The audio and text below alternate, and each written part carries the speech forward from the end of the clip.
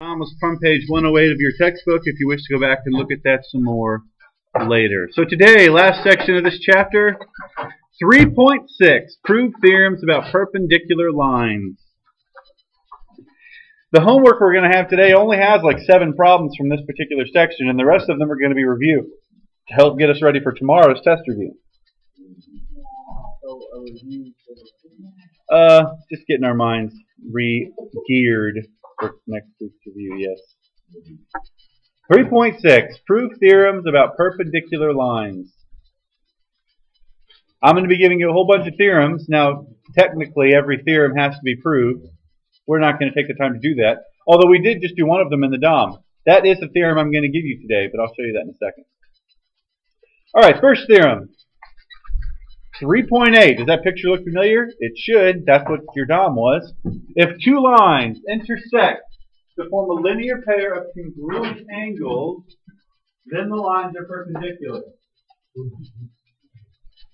Now, before you start writing, let me tell you, some of the stuff today you're going to need in your theorems and postulates because you're going to need them on proofs.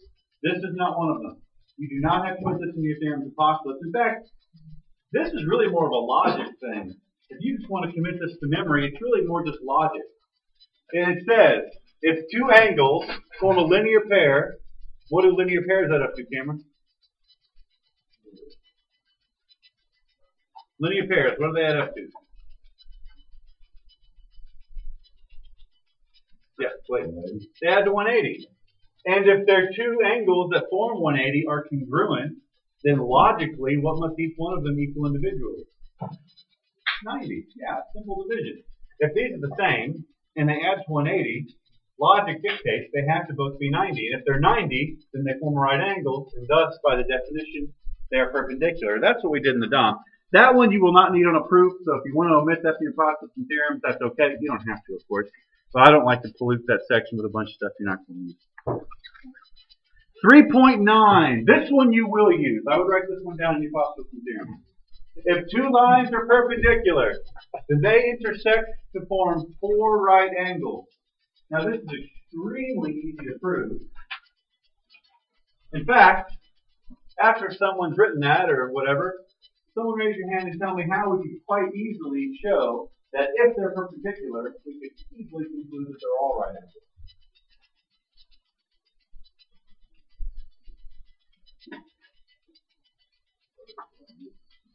There you go. If we know they're perpendicular, then we know they have one right angle, right? That's the definition. So let's say this was the only one we really knew. You're exactly right. Vertical angles means that these two are congruent. Boom, there's angle 4. What kind of angles are these? Linear pair. For consecutive, you need 2 lines. These are a linear pair. Linear pair add up to what? 180. One of them is 90. The other one has to be, by subtraction, 90. And then vertical angles again. Yeah. But here's the time you're going to need to know that proof. You're going to need to know that because it'll say something like 2 lines are perpendicular. And then it'll be something else over here. And it'll be like, prove that angle 4 equals this angle. And you'll be like, well, what's the quickest way to show this is a right angle? Theorem 3.9. If they're perpendicular, then all 4 of these have to be perpendicular, so that one has to be 2. That one you will use. It's the quickest way to show that a perpendicular line forms the right angle that you need. Anybody still writing off of this? These are in your book if you wish to follow along there. 3.10. If two sides of two adjacent acute angles are perpendicular, then the angles are complementary. This is really just angle addition. I personally would not put this in your theorems and postulates. I personally would not. Just because anything you could use this for, you could also use angle addition for. But if you notice that two adjacent angles form a right angle, then naturally they add to 90. But again, that's nothing that the angle addition postulates couldn't provide for you. Are there any questions on that one? Perpendicular transversal. Now, okay, let me read this. If a transversal is perpendicular to one of 2 parallel lines, then it is perpendicular to the other. What's a way we could easily prove this? Give you a hint. It has to do with those.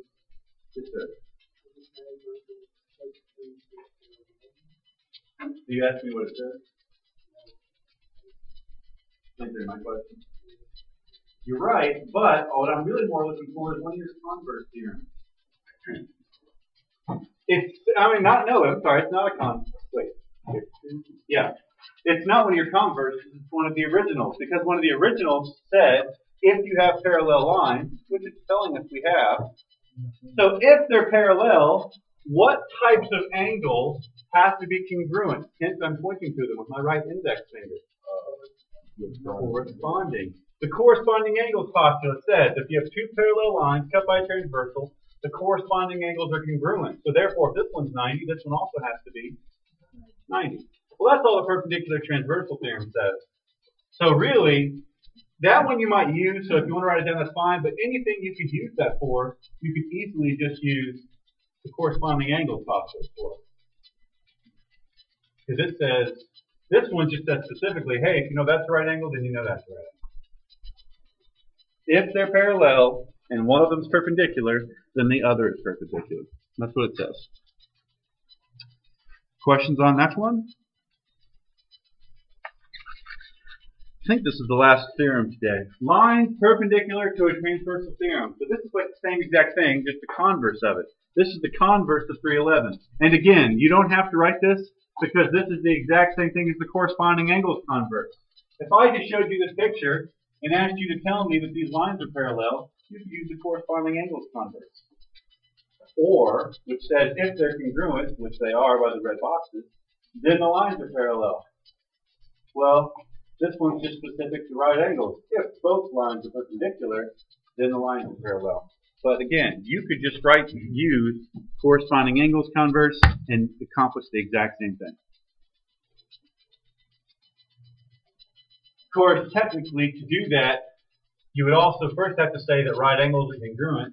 And if you remember, I said the most redundant, obvious theorem you're going to use was that one we wrote down last week, and that was the right angle congruence theorem, which states that all right angles are congruent. Well, technically, you need to use that there, but I'd say it's pretty obvious.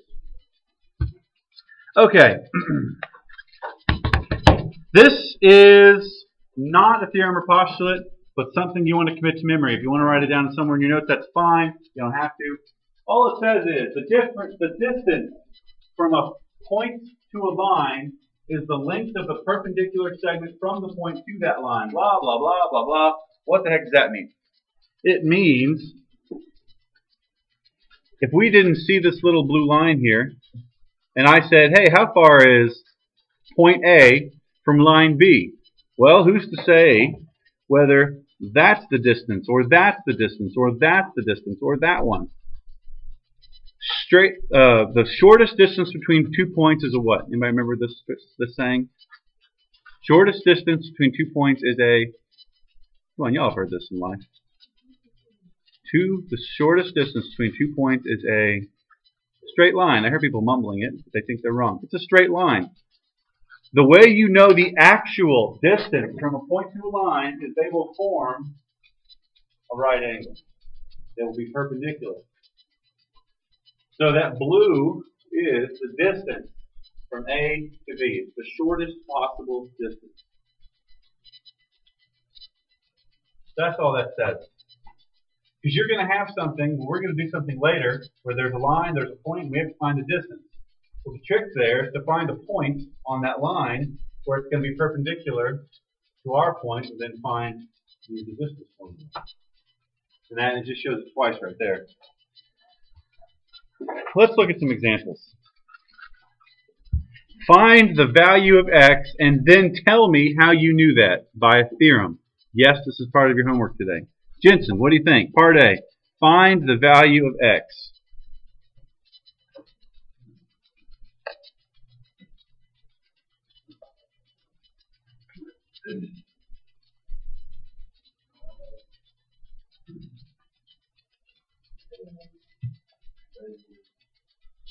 Good.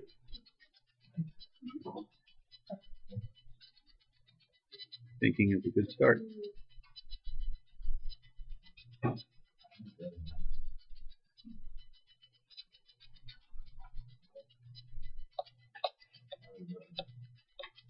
What kind of angles is that box in that X?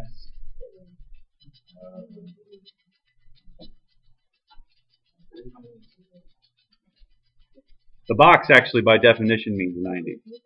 What kind of angles are those two, Cameron? If they're opposite of each other on an intersection, what are they with each other?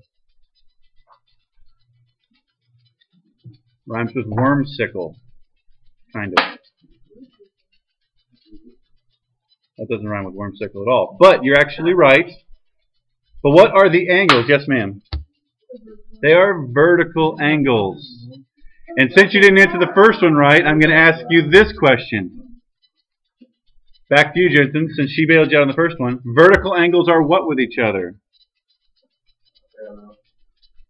I'm talking about angles. You're talking about lines. Vertical angles, it's a C word. Yes, they are. Vertical angles are congruent. Therefore, if one of them is 90, x must equal 90.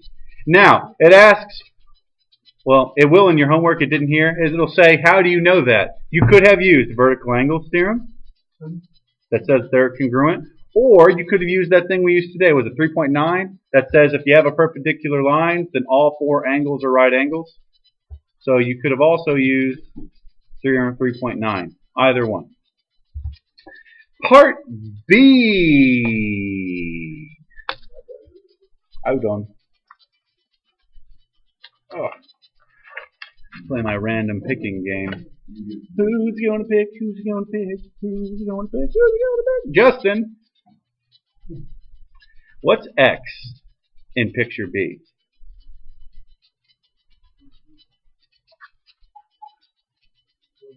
It is 28. How did you know that? How do you know that?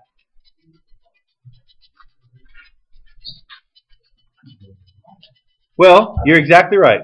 You know they add to 90. That's the angle addition postulate. You know they have to add to... Whoa, I'm writing on my book and it's going through to my pad. That's crazy. Angle addition postulate. But how do you know they add to 90? That's right. That's right. In theorem 3.8, which I know I said you won't need that. You will technically need it today. But theorem 3.8 said if you have one right angle, then its linear pair, which would be this whole thing, is also 90. Or you could have used theorem 3.9 that says if one's perpendicular, then the other is perpendicular. So either one of those would have worked. Let's do more of those. Mini. Hold on. Don't you finish my miney and my mo. That's my miney and my mo. Rachel, number one. How do, or what is angle X?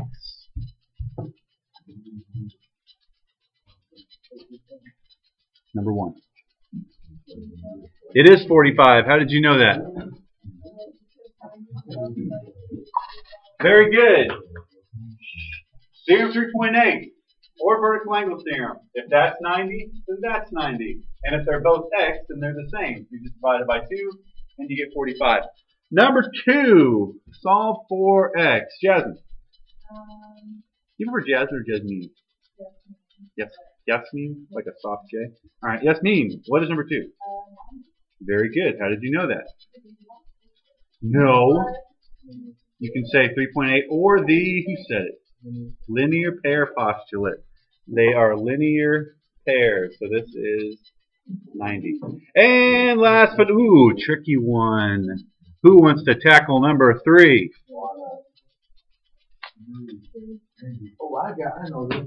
Let's see. Stacy, how can I solve for X in number three?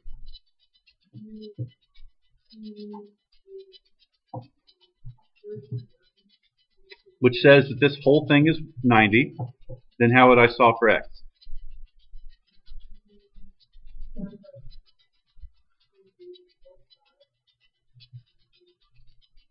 But those aren't the same, are they? So, but you're on the right track. 90 equals the sum of those two. So when you add things, then, well, I kind of just said it. Then you just add them. Those two add up to 90. So 90 equals 3x, divide, and each of those x's equals 30. So 30 degrees, and 60. That was a tricky one. Tricky one. Questions. This is your assignment today. This is the kind of thing you're going to have to know if x is 45, where it's 90, etc. 2 more slides. Ooh, I told you we were going to have one like this. What is the distance from A to line B? Now, here's the thing. Earlier, we said that any line and a point, the distance between them forms a what kind of angle? Forms a right angle. Now, Donovan, which of these points does it look like if we were to connect with this one would form a right angle? 1 and 6. You're exactly right. Now, how can we be sure that those 2 angles are perpendicular? We can just draw a box like that. We can draw a box anywhere. How could you know this? That'll tell you the length, but how do we know the angles are perpendicular? Or the line? Give you a hint, something we did last Thursday. Yeah. What's that? Half, that's right. Just the slope. Remember, let's say this slope is 5. Okay? What's the perpendicular slope to 5? Negative 1 over 5, right? So all we need to do, find this slope, then find this slope, and we're going to hope they're perpendicular with one another. If they are, then that means that's the shortest distance, and we need to find the distance between those 2 points. So, slope. We have to do 2 slope formulas first, and cross our fingers and hope they're perpendicular. Yes, sir. Okay. What's my slope formula? Over. Very good. So that would be 9. Oh, yeah, I'm going to do these 2 points first. 9 minus 6 over 2 minus 1. What is that, 3? So what am I hoping the other one gives me? No, we don't want them to be parallel. We want them to be perpendicular. Negative 1/3. Right. So now we're going to do these 2 points. 6 minus 4 over 1 minus 7. That's 2 over negative 6. What's that reduced to? Are they perpendicular? So all I have to do is find the distance between those 2. Trip, what's that formula?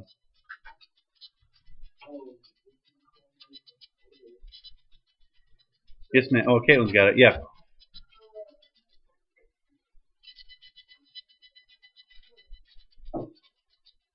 Trip, you got it now? What is it?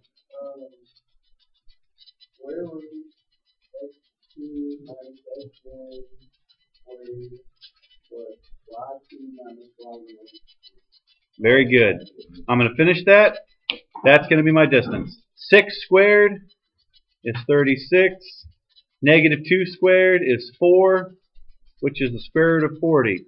Now, if you're an algebra all-star, you could reduce that radical, or you can give me a decimal. Isn't this the same thing as square root of 4 times the square root of 10? What's the square root of 4? 2. So that's 2 radical 10. Or if you want to give me a decimal, that's fine as well.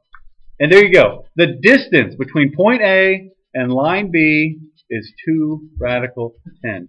Now, I want you to know that. I don't think I put one like that in your homework, because I think that's a lot of work for such a simple answer. But I still want you to know the logic behind that, because it's going to help you in the future. Questions about that problem? Uno mas. Yes, ma'am. Why did you use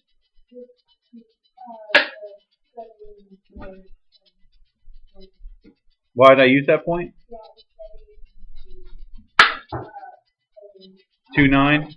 Because the question asked us, that's a good question. That's a very good question. It asked us what the distance is between this line and this point. So we had to use this point in some way.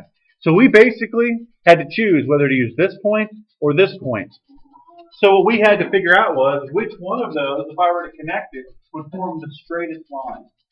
Well, by doing the slope formula, we found that these 2 points were perpendicular with one another. Because these 2 had a slope of 3, these 2 had a slope of negative 1/3, which means if we were to have 2 lines right there, they'd be perpendicular, which is by the definition the shortest distance. So that whole thing was kind of to do what we kind of already could have assumed. Well, you're not supposed to assume, so we had to do it. So we showed that they were the shortest possible distance. So then I just took those points and did this. Okay.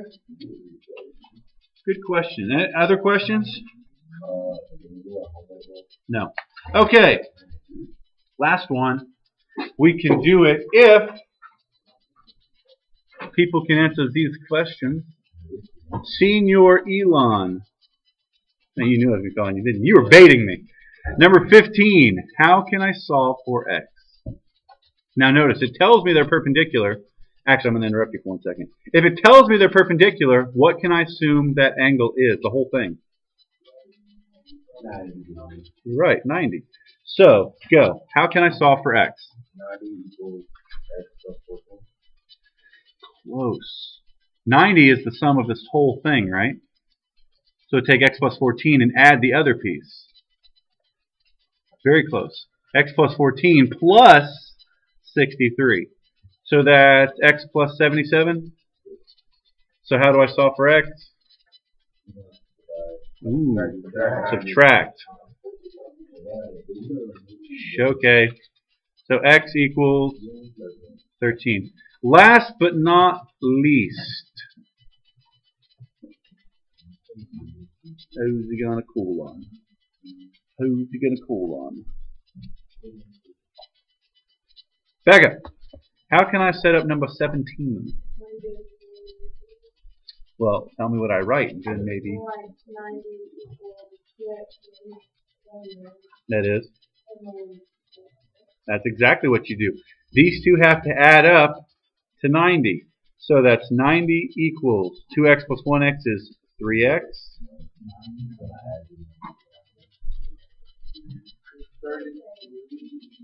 Make sure, Caitlin, make sure you add this 9 and not subtract that 9.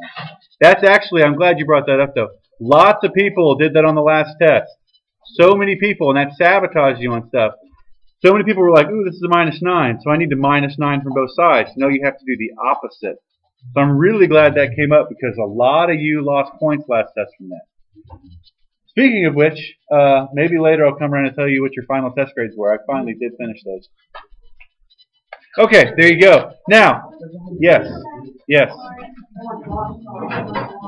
No, no. Starla, what was your question? Okay. Again, I think I only gave you 7 problems from this section. Everything else is for review.